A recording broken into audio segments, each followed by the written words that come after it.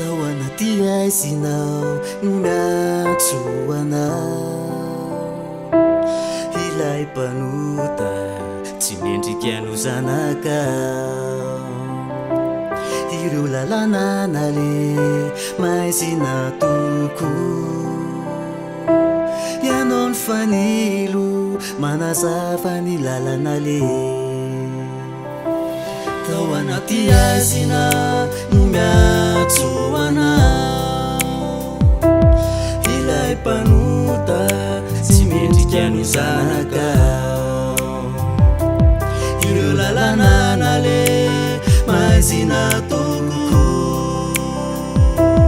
ianao ny fanilo manazava ny lalana le lehibe indrindra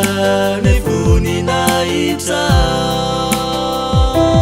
lehibe indrindra mihoatra izao tontolo izao lehibe indrindra ilay fitiavana ianao tsy miova mandraky izay toy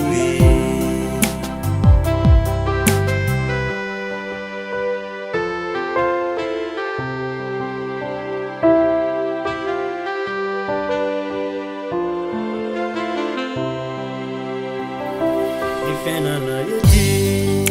mandalo sy miserana ihany somba miangavy anao manaova ny marina ihany efa voasoratra tany amboloha sao tontolo izao ane olo-potika silo lehibe indrindra ny voninahitra lehibe indrindra mihoatra izao tontolo izao lehibe indrindra ilay fitiavana ianao tsy miova mandraky izay toy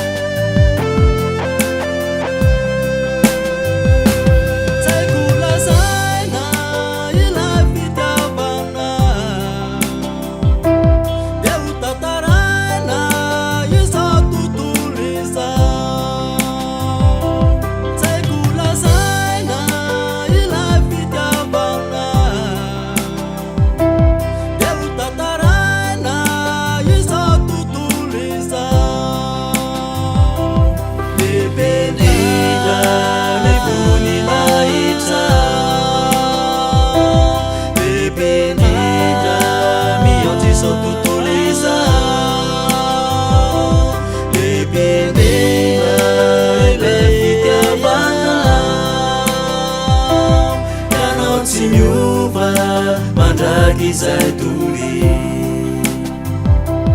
ianao tsy miova mandraky izay toy